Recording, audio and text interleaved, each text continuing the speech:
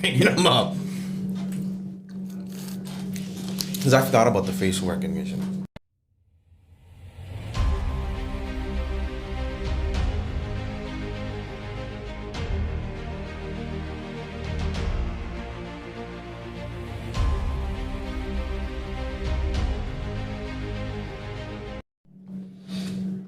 Hello guys, this is Carlos, and we are now in It's All a Dream with the Odd Squad. We are the Odd Squad. The podcast is called It Was All a Dream. And my name is Dana George, NMLS number 1708296, your mortgage guy. I think Carlos had a whole introduction ready to go, man. You just... No. Just keep it going. All right. It got all messed up with the whole like Dream Odd Squad. See? I told you. You got to work down that. It's confusing. I'm Matthew Aviadaniu, the Salty and Lit coach. Please don't hit the table. All right, DJ. DJ, I'm not feeling the energy. You come in, man, you're on your phone. You're very, very distracted. We don't have the usual energy. Now you're talking about I got the energy. the table, man. So, But before we did it, he said his name is Carlos. What's his nickname? Carlos Phoenix, a.k.a. the live streaming master, a.k.a. The Godfather, a.k.a. so many different a.k.a.s, El Padrino. Before we even get started, how was your show? Which one? Oh, man. The live one with Disney. The humble flex. So we launched Flex. What? Go ahead.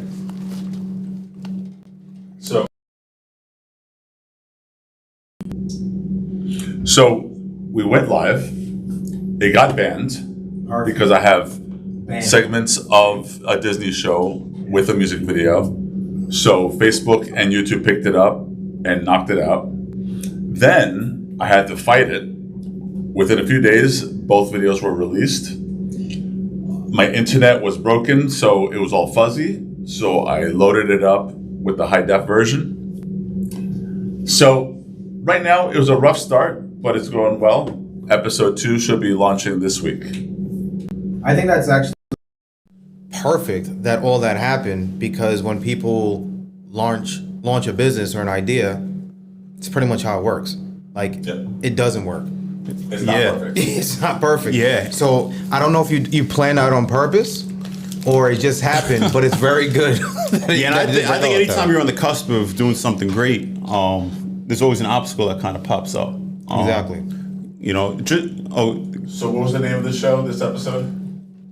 Matt, how'd you phrase it? I said reframing. Well, whatever you want. oh, there's no such thing as a good or bad event. Carlos. Yeah. It was Reframing. Reframing. Okay. Don't worry about that. So this is a good example as well, is building something, starting from the bottom, scrambling, and you're making it work. So this is going to be we're going to be future people on Carlos' show, because how we just started from now. Don't even have a title. Hashtag the garage. The garage. That's right. You didn't even say the name of the podcast. See? Another example. It's the Garage Podcast. Okay. And we are, It Was All a Dream with the Odd Squad. And we are the Odd Squad. Yes, sir. So before we even get started, I don't know if anyone watches basketball or hockey. MSG. I said the Knicks were going to play. We need to hurry up. And then Matt said something about Dolan. All right. Well, we're going to get to Dolan in a second. First, to start the show. First of all, DJ texted like a week ago and said I have an important story to tell. So he's trying to bury the lead. So we're starting with DJ's story. But before we do that, last week we had Cup of Joe or Cup of Joe from my good friend Joey Silva. Tonight, our sponsor is Red's Appliance. Ooh. And Red's Appliance, it's used, scratched and dented, or new appliances. He's like the king of used appliances on Long Island. Now he's working on cracking into the mattress industry. Mm-hmm. He's got mattresses filling up his store. And for me, Joe, he's also two Joes in a row, but Joe, the owner, has been one of my best friends since we were 17, 18 years old.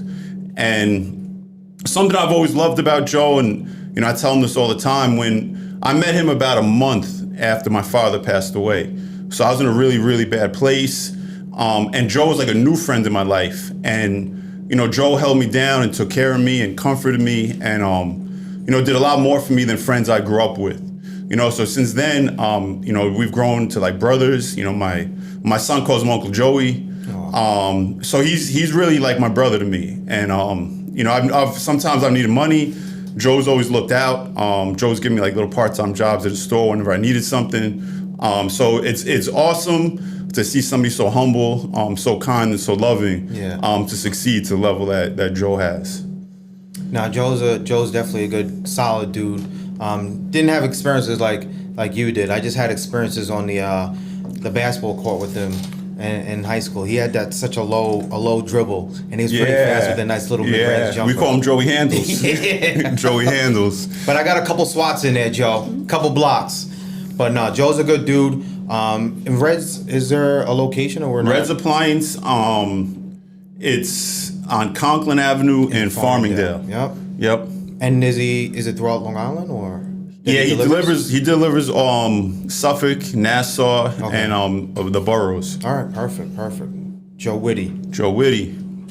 All right, so how are we gonna? So I'm interested to hear the story. I mean, you left. It was kind of like a cliffhanger, right? Like, even Carlos put a little question mark. You said I got a story to tell, like Biggie or something.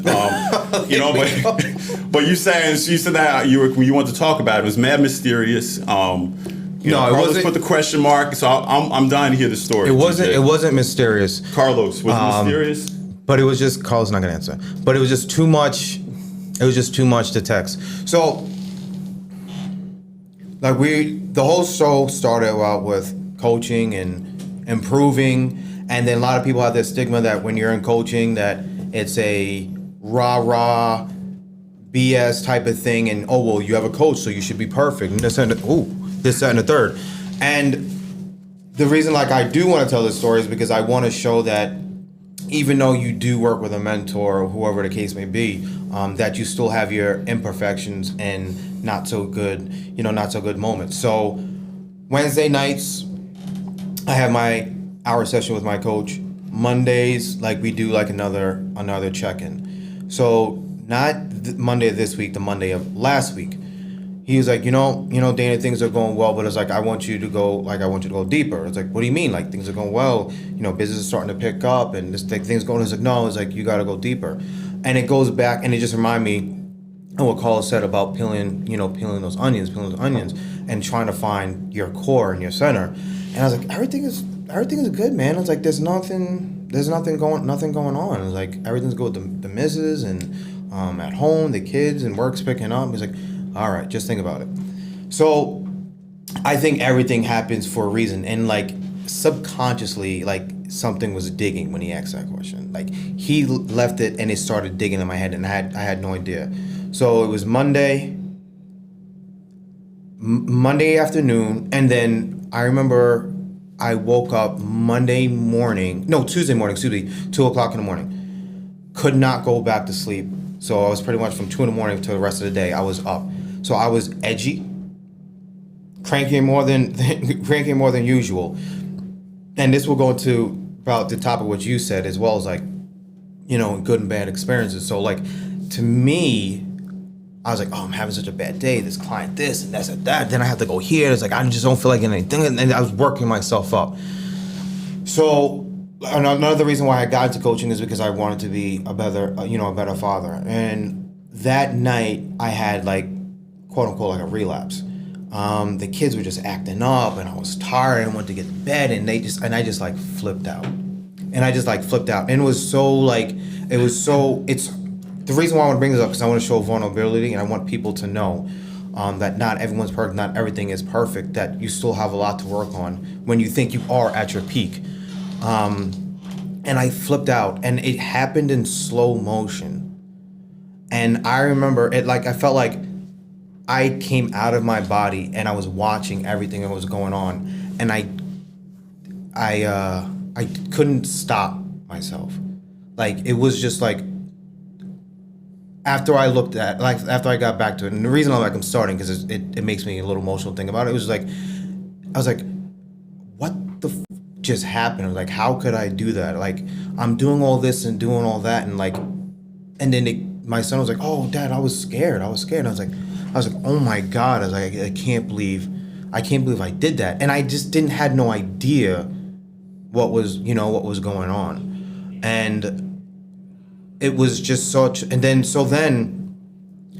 I looked back at what happened, and I was like, throughout the day, I was like, how could you say that's a bad experience? And how could you say is this and that? And it's like, it's just a perception that like like I gave myself, and it was like almost like an excuse that I gave myself. And it was like, I was like, how could I do that around them? Like, how could I be like that to where, and just like, where they said, oh man, I was afraid that. I was like, that was crazy. And I was like, I didn't like that when I was younger, and that stuff was like buried in my head. But then when it happened, all that crap like came out. And like the way I thought about it was like I remember when I was renting an apartment with my wife, and in our bathroom, mold was going through the walls. It takes a long time for like mold to eventually show up because there's a lot of stuff that's packed in, moisture, this, that, and the third, and then it eventually shows up. When it shows up, it was already built up, and we told the landlord, and all he did was just paint over some nice white paint, and it just made me think. I was like, man, like what the coaching is very impactful, because like a lot of times we just put new paint over a situation just to cover it up. You know what I mean? And it's just like, but we don't dig deep within ourselves, either because it's a closed door or we want to avoid stuff. So there's stuff that I did want to avoid and not take care of it. And what ended up happening was I lashed out at my kids. And that was such a horrible, horrible, horrible experience that I was like, and times like that, it's easy to just like sweep it under the rug and not confront it and say, well, just being a parent and those are the kids and this and the third. And I went above and beyond and like, and told and apologized. It's like, it'll never happen again. And like, I don't remember ever getting that when I was younger, and and explanation, stuff like that. So even though it was I thought other things were a bad experience and wasn't that bad, and then I thought that was a bad experience, but it was like a learning experience as well, to where that even though like you are trending in the right direction, like you'll have some setbacks, but like get back on that horse, get back on your feet, and work your way to it, because from that experience, even like I never will ever do it again, but it was a learning experience to me, because now I went to my son. And previously, I would have never done it, but I went to my kids, and had an explanation. I was like, and I apologize, I'll never do it again. And I spoke to them instead of just being a parent. Is like, well, I said so, and that's it. Mm-hmm. And that was like that. I couldn't text that to you guys. You know what I mean? Like that's something you couldn't. Would not have came across. Yeah, it wouldn't have come. But it was just like it was something that I was like, that I felt like if I didn't bring up on this podcast, I would be like sweeping it on the rug and hiding. Yeah. And it's just like, because like we see our favorite sports person, our favorite this person or that person, and you just see the finished product, like, oh my goodness, everything is so perfect. Why can't I be? And it's not like that. So whether it puts me in a like, oh, he's such a bad father now, or whatever the case may be, it's like that was something I was afraid of. Because like you still want to be held in like a certain status, but I was like, I wanted to get that out there, because if there's a parent who had that experience like I did, never do it again, but let it be a learning lesson, and be able to teach yourself from it, and then teach your kids as well. What happened. And my son was like, "Oh no, Dad, it's okay. Thank you for talking to me." And like we had a conversation, and our kids understand more. Well, kids in general just understand more than we really think. Than they really think they do. And it's like, have those conversations that I never had, that I have with my children, and that's because of everything that I'm doing now. Yeah. Yeah, well, thank you for sharing that story and for being vulnerable, DJ. But I think, the main takeaway, you might feel like it's a setback, but it could actually be a sign of your growth, because you recognize what you did was wrong, you apologized, and you modeled what a real man's supposed to do, to your son. And Yeah. so you're like, you kind of said in that message where it's okay to own your mistakes. It's okay to mess up, but own it and apologize. Yeah. And I'm sure you hugged him and comforted him. No, it did. It was just like it was one of those things like, damn, I wish that didn't happen. But it was one of those things that unfortunately might have had to happen. Because like you said, it was growth. And like, I didn't have the conversation that I had with him previously before coaching. So that's where everything was just swept under the rug. You know what I mean? So like what happened to me was just like, damn, it happened. But it was just like, I fixed it, I grew from it, and it was gonna help him as well. Because like you said, like you could own your mistakes. So I know that will help teach him a lesson as well too. It's like, if a mistake happens, it's like it is okay. Yeah. Just learn from it and work on it. I love that example too used with just putting the paint, over the mold without getting to the root of the issue. And it actually, I mean, I feel bad like just switching the focus to me, DJ, but one time, I brought up before my favorite aunt, my Didi Layla, she is like a big time neat freak, right? So she used to come over. She lived in Harlem, and she'd come out to Long Island, and she'd stay. She'd sleep in my room, and I'd move to my brother at a bunk bed, whatever, right? So usually my mom would say, "Clean your room." I'd just throw all my junk under the bed, and then I'd like hang. I'd hang the blanket over so you couldn't see under my bed, right? Yeah. So when my mom said, "Clean your room," that's kind of like what I did. And then she said, "Oh, Didi Layla's coming." I'm like, "Oh no, this is not flying with really Didi Layla." So I really pulled like everything out from under my bed, all the dirty clothes, and then my mom came in like an hour later. And she's like, "Yo, I told you to clean, and it's messier than it was an hour ago." You know what I'm saying? So I think that just always reminds me of sometimes we have to get messier in order to get truly like clean. Addition by the means of subtraction. Yeah. I like it. Carlito? I don't know if you had anything similar to... Yes.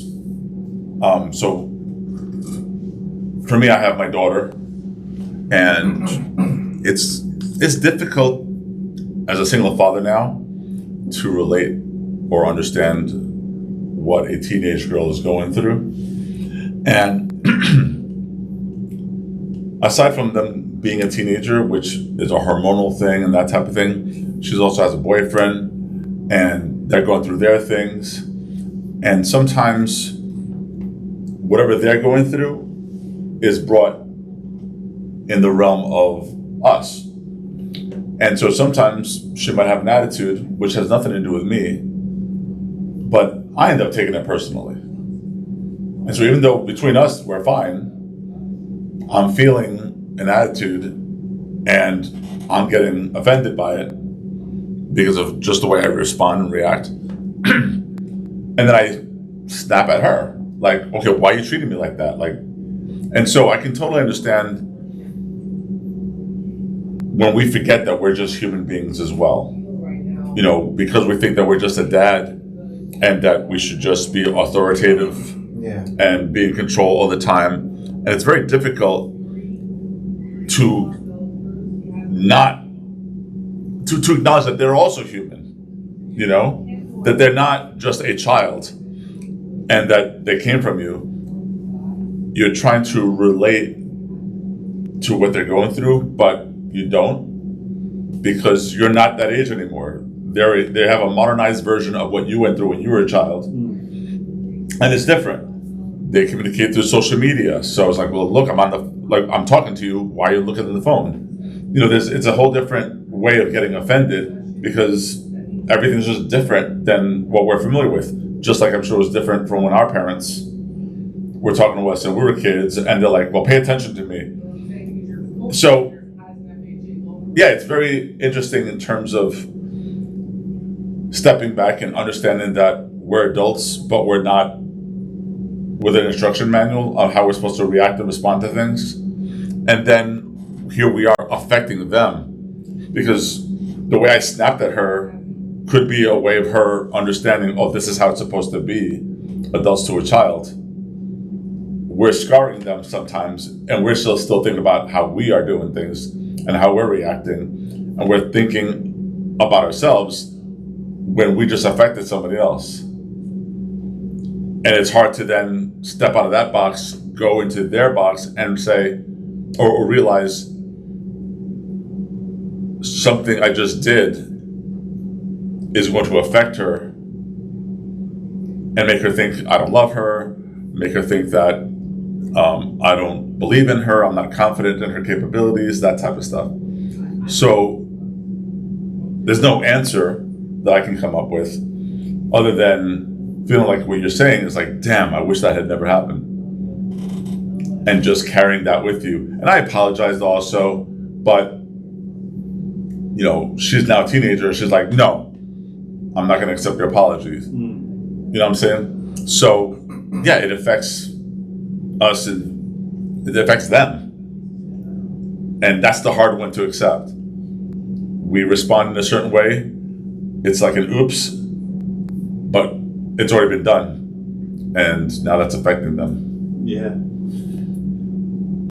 Something I worry about a lot, you know, just to kind of parlay off what you piggyback. I don't know why I said parlay. Piggyback. To piggyback off what you said, Carlos. I just recently read this book, The Four Agreements. Oh, you finished it? Yeah, it was a phenomenal book. It was really like incredible. And something he said is that how like we could be in a bad mood, and we could plant like a seed in our kid's life. You know what I'm saying? So kind of like what Carlos was saying, you just planted that little seed, and now that's like a belief this kid adopts. You know what I'm saying? So now he's just looking to kind of water that, and that's going to grow. You know, so something that might seem like you were just in a bad mood that day, right? And you could have said something like nasty to now your son could have planted that seed. Yeah. Now he's going to grow up believing that. And that's what the change was like for me to realize that, because like, I mean, we're all adults now, so there are some seeds planted that were like, oh, well, that's just the way it goes, but that's not. Yeah, yeah, and the problem with that is like we adopted I came to this belief when I was 8. So even though now I can look back on it and say, yo, that's a stupid like thing to believe, I still have 30 years of believing in that seed that was planted, and that's kind of where you know we run into a little bit of difficulties. Yeah, and like you said, the growth was to, like for me, is to confront him or tell him, hey, that's not right, I apologize. And because like, you know, hopefully like we said, that moment doesn't stick there, but it was like I got in front of it, you know, as soon as I could, and we had a better conversation because of it. And it was like, I was like, oh wow, it was like a conversation I never had with him before, a conversation that I didn't have with my parents when I was growing up. So, like you said, a bad situation, long as that seed doesn't stick, could have turned out into like a better one. It's unfortunately it was that one, but that might have what I needed and he needed for us to have, that conversation. Yeah, right. And so, I mean, I know we went on a tangent about what I was speaking about, but you originally wanted to speak about good and bad experiences. Yeah. I don't know if you want to say the example. Well, so maybe we'll see how the conversation goes, right? So, you know, something I've been really much more conscious of is like my mindset, you know, the beliefs I have. Why do I believe this? So something I had a habit of doing in the past was like this happened to me, you know, whatever it could be. And I realized that's kind of giving myself like a victim mentality. Like, yo, this happened, you know, my father died, this happened. The worst thing that happened in my life was my father dying. You know, so everything was like happening to me where, you know, that makes me a victim. You know, so I had to kind of switch some of the way I word things, or the verbiage I use. And it's like a minor thing, but to me, that's much more, you know, it's impactful. You know what I'm saying, DJ? So, the worst thing, I'm gonna say it again, but one of the worst events that I've experienced was losing my father. I know we've talked a lot about it. I know I've mentioned on the show how important he was and what a big part of my life he was to me, right? So, that's something I circle back to a lot. A lot of my struggles kind of go back to losing my father. Now, he died when I was 18, and I would say that's the worst thing that happened to me. And then I kind of had this thought, well, what if he died when I was 17? Wouldn't that be worse? And I'm like, yo, that would definitely be worse. And I'm like, well, what if instead of dying when I was 18, he died when I was 8? I'm like, that would be 100 times worse, right? And then I kind of had I asked another question to myself. And this is something Giovanna just would always ask me, just ask yourself these questions, right? So I was like, well, if he died when I was 8, that would be 100 times worse. I'm like, what if he died when I was 8 and God said to me, I'll let your father live for another 10 years until he's 18, right? So then I'm like, well, then I'd feel really blessed and lucky to have him for those extra 10 years. Do you follow what I'm saying? So recently, in the past, maybe a couple weeks, I kind of came to this belief, instead of being, angry or sad that I only had my dad for 18 years, I can be grateful that I was blessed to have him for so many years. And just that little switch of my perspective about that event kind of, I around Christmas time, I think I kind of, because it was the first year I could really celebrate Christmas and not be sad and depressed about my dad. So it's really something that's kind of been ongoing, but definitely within the past, I'd say 2 months. Really? Yeah. Wow. And then, so the concept of being grateful that it was here for 18 years, was that before Christmas or after Christmas? It was actually probably a week or two before Christmas. I even bought my first Christmas tree. It was really a big deal to me to wake up on Christmas and not be dreading it and not be sad. So that shift of being grateful for the 18 years and said, wow, that's powerful to hear, and that's a hard pill to swallow at the same time. You know what I mean? Because it would be easy to really change that. I can't even put it into words to that takes a lot to do something like that, to flip it around, because it's just if someone was on the outside and heard you say that, they would probably say something about that. It's how could you say that?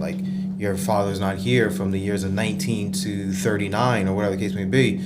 But that's why we do the coaching and have the mentor, because it helps flip it around. So you said you never bought a Christmas tree. Never. When I lived with my mom, obviously, or I was living with Mason's mother. But to me, I wouldn't want to look at it. I wouldn't want to be around it. I wouldn't want to put up Christmas. And this year I had my Christmas lights in my little porch, man. I had some decorations up. That's amazing. I had an ugly Christmas sweater, but my it wasn't that ugly on me. It looked good. You know what I'm saying? Yeah, I know you like the little fly. But what it comes down to really is I can't change that he's gone. So I could spend the rest of my life being depressed and sad about it, or I could just kind of flip that script. And I miss him, obviously. I go out, on Sundays to watch football, and I see, people my age having a beer and wings with their dad and watching the game. That would be so cool to get to know my dad as an adult, and have these, grown up moments with him.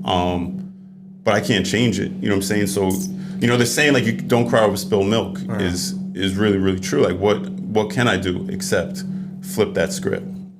Yeah, that's got me emotional, bro. I can't even really. I don't know if Carlos, if you want to chime in. I'm saying a lot because I'm really between what I was talking about, and then you bringing that up.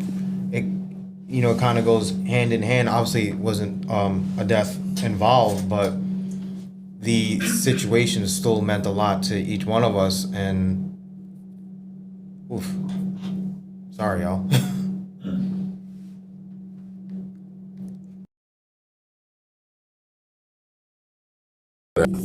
I have to end up switching my microphones here. I haven't had my parents leave my life yet, but I've been through a divorce, and that's not the same thing. But it's a loss of some sort. My ideals of having a family and things of that nature. And I've had breakups at a younger age, and those, for some reason, hit me a lot harder because I was young and naive. My understanding of love was different. By the time I got divorced, like everybody and their grandmother's been divorced. And I'm like, wow, that's just part of like relationships. And even though the divorce was based on some really circumstances, I didn't take it as hard. Like it didn't take me, I didn't go into like a major depression. I didn't go into just this dire sadness. I just understood that this is human nature, and I just moved on. I was able to just move on and take that opportunity in my life and say, well, now what am I going to do with myself? How am I going to grow? How do I allow myself to really enjoy my life, even though it's let's say, broken family, so to speak? So for me, the reframe wasn't as dramatic, I should say, but it was subtly there in terms of the perspective of, I feel like I lost my entire family. I became homeless. It affected me, but I didn't find myself in that depression of thinking I did something wrong, or all the different thoughts that most people may go through. And I think I'm better for it. And so the reframe is an important part of life. I have to take these headphones because I hear myself. It's kind of weird. The benefits of reframing, of changing the way your perspective is on certain things in life, is so powerful that I'm glad that we're having this conversation. But here's a thing to think about, or a question that I have that maybe you have thought that I haven't. The examples that we just came up with earlier of, the way I talk to my daughter in this particular situation, the way you talk to your kids in that particular situation. We're talking about ourselves and our reframes. How do we teach them to reframe that situation? You know what I mean? Like I know, the way I might have snapped at my child at that time might be echoing in her head. And she may not want to talk to me about certain things because of it. But I still want to be there for her and still have that open communication. But I'm wondering, did I mess that up? Is that a thought you guys have considered of how can we help our kids understand that we're human too? We're not just this godlike parent that we're supposed to know everything, but we don't, and all that type of stuff. That's really good because Matt and Mike Poole, you don't know Mike Poole, he's a friend of mine. I worked with him at Lowe's. Because you guys said, I was like, don't you think you're a little tough? Don't you think a little hard? I was like, well, that's how I was raised. I'm gonna be, and it's like, and then you guys were like speaking to me, and I heard it like 2 years later, and thankfully, my kids are still a little bit younger, so it's given me an opportunity to change, but whether you think they're watching or not, they are watching and they're learning. And to have the opportunity for me to, where I think it is helping me, but the conversation I had with him is planting a seed. Like you're saying, that is planting a seed, because I apologized. I'm sorry for this action right here. It won't happen again. You have my word. I have my word, and we're gonna work and grow. We're gonna work and grow from it. So, long as I think if you do actions in those ways and set the great example, I can't, not only do I not want to have that reaction that I had, but I legitimately can't have it, because that whole first example is moot. It's gone. So I set the tone for myself and for my kids that this guy is gone. You know what I mean? Now from here, this is the baseline, and from there, and we just have to be examples. And I necessarily can't take the examples that I learned from when I was younger because it made me a certain way. But when I think about it, it might have done something different to my brother and sister. So why would I do that to my kids? And then like I was speaking to, my coach as well. I was like, I realized I was like, I'm raising my son the way, I was raised, but like our situations are totally different. That was like a couple weeks ago, and I was like, that's insane. Like that's insane. And it's like, because it's not exactly what I wanted, but I knew what I had to do. I won't go into all of that because that's a long story in itself. But I was like, why am I doing that to him? I was like, where I'm a different parent. Yeah. My parents are, my wife and I are different. We're in a different situation, a different era altogether. So like I still laugh at like when I hear people say like, oh, when I was younger, this how it's like, and like it never stuck to me. When I was, it was like, you guys couldn't even join a war. It's like we don't have to do that anymore. It's like, I walked up barefooted up a hill both ways. It's like we don't have to do that anymore. So why would I take what I learned in my situation and necessarily try to hammer it in this situation? That's not, that's not right. So, to go back to your point, it was like it's just we can't take it that we know everything. We have to take it as that we're learning along the way. And I think that's what will make the difference, because like even though my son is part of me, he's still different than me. All of our kids are different,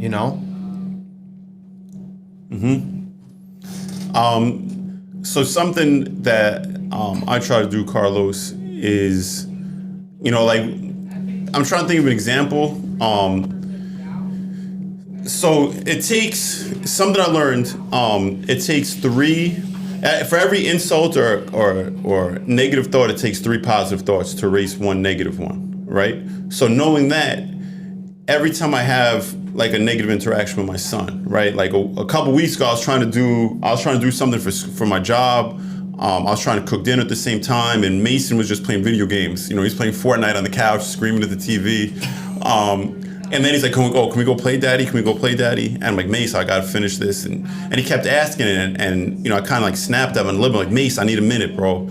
I called him bro, you know what I'm saying? But so then like his response, well, Daddy, do you think I'm annoying? And it like broke my heart that he thought, he could possibly be annoying. In that moment, he was annoying, absolutely. No, but the fact that he thought he could be annoying to me kind of like broke my heart. So then I'm like, oh, Mace, like let's go play basketball together. I'm like, let's go to the movie. So then like I tried to create 3 situations to dispel like to show that I love his company, to kind of dispel that one negative feeling he had.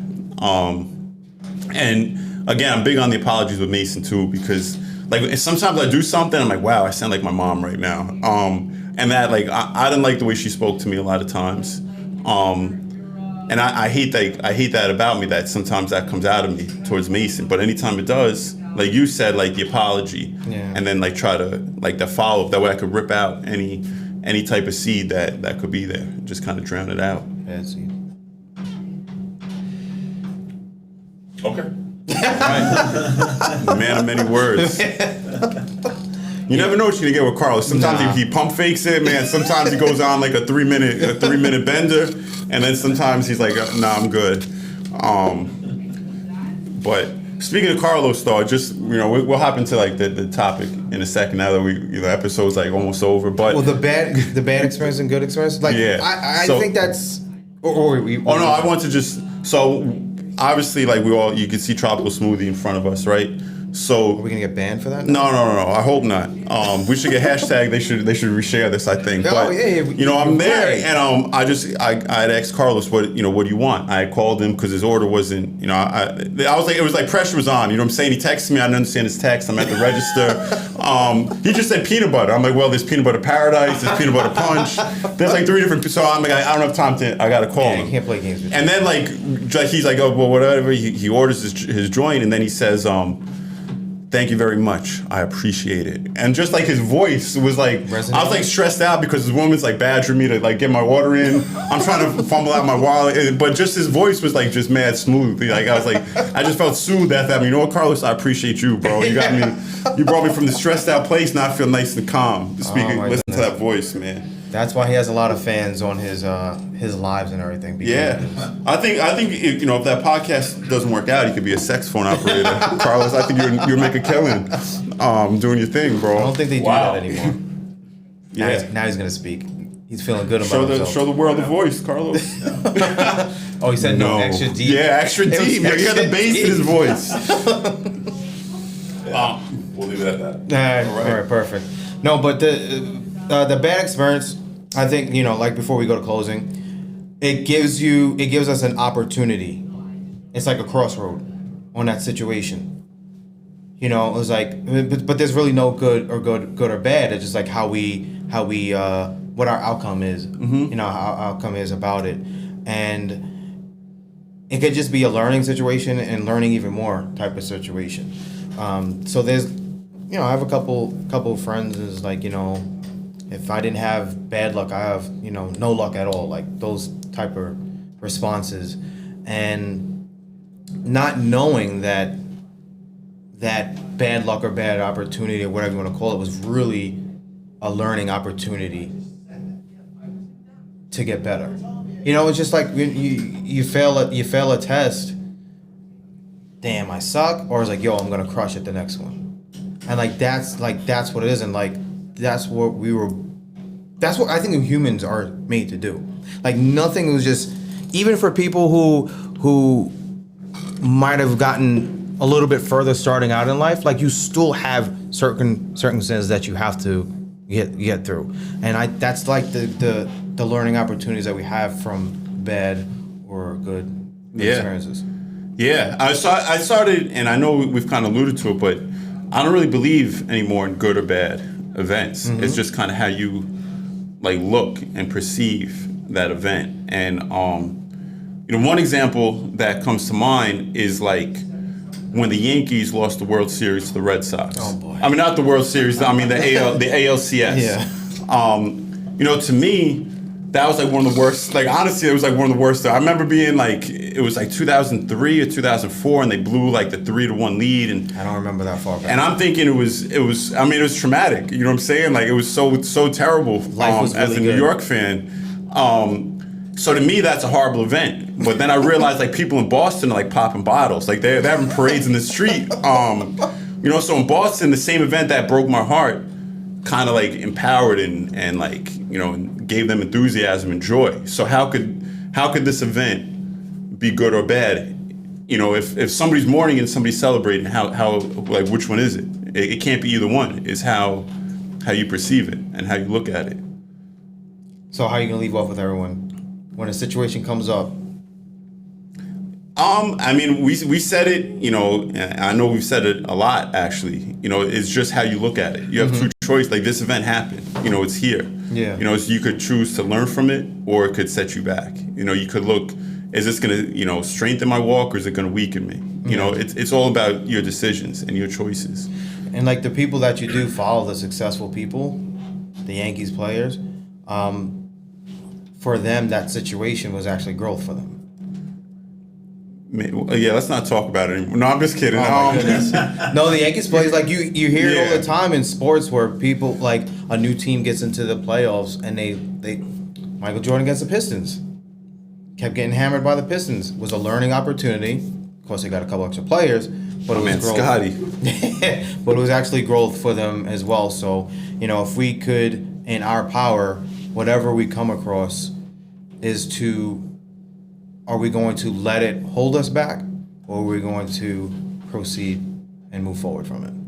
Yeah. There's only two options. So I don't want to be stuck in the gutter. Ooh, stuck in the gutter. Carlito, before we go, anything? Okay. The deep voice. Oh, you didn't do the deep voice. No. Yeah, Are you done? Yeah, you're not. Oh, there you go. I'm just switching my audio. Live stream. Live stream. So my perspective is part of why we're having these conversations, part of why I'm doing the Garage podcast, is to learn. I think everything in life has to be a reframe, because what we see on television, for example, are different versions of reframes. What we see in life are different versions of reframes, or just the frames that we're stuck in. So in the earlier episodes, we talked about the onion, where you start at a pure core, and then as life goes on and you're getting beaten by life, you have these little shells that form around you, creating the new personality that you have. But a lot of that is caused by not reframing. We just take life, accept its punishment, and then defend ourselves from it, rather than learning from the experiences and not allowing those shells to form. And the reframe is the formula to make that happen, to not have those shells continue to form. Because imagine, if you continue to just allow this onion to grow, or these different layers to grow, you will never recognize yourself by the time you're 60, 70, 80. You're just going to be pissed that life sucks so bad, because that's the only thing you're going to acknowledge and see. So the thought of reframing, the ability to not accept life, but to take what life has given you and turn it into something else that's probably more positive, more productive, is part of why I want to interview these successful people on my podcast show. Because they're telling me the stories of how they also had all these walls come in front of them and block them from trying to allow them to succeed. And they did the opposite. They basically reframed each occurrence and allowed themselves to move forward and get to that success goal. So to some extent, I feel that the reframe conversation is an important one, because we all need to understand the importance of it in order for us to reach the goals that we have for ourselves. How many people have New Year's resolutions, and within the first month or two, they have put so many different blockages, not reframing, not realizing that life is just saying, okay, well, I'm going to challenge your goal, but it's so that you can grow, not so that you can just fail. And so that, I feel, is what the importance of this conversation is. And I greatly appreciate you guys for having it with me. Thank you. Was Michael Jordan the best in the world? Absolutely. Or was he one who took the experiences and became the best? Is there someone out there better than him? Could have been, but they just couldn't Like handle more certain potential than situations. you mean. They just couldn't handle certain circumstances. He didn't, with high school he got cut. Could someone else get cut in high school? Like, you know what? Like, You're right. That's just like, was he really the best, or was it the best who had the greatest mindset or whatever? So, leave you guys with that one. It's like when Jada Kiss said, "Why is the brother up north better than Jordan?" Right? That's right. Yes, that's what he meant. My man. But they just took the wrong route. I've been waiting to drop a Jada verse in one of our conversations, man. I'm glad I got it in. All right, ladies and gentlemen, the Knicks are playing. Deuces. Guys, thank you for tuning in. As always, please like it, comment on it, share it. Share it. Yes. How long does the sharing take? Maybe a millisecond. Ooh, mills. Not even a second. Not Just even. No click. reason. We appreciate everyone. Thank you. Thank you, guys. I hope this recorded. You got it? Yes. That's the new intro and outro. Always getting lower.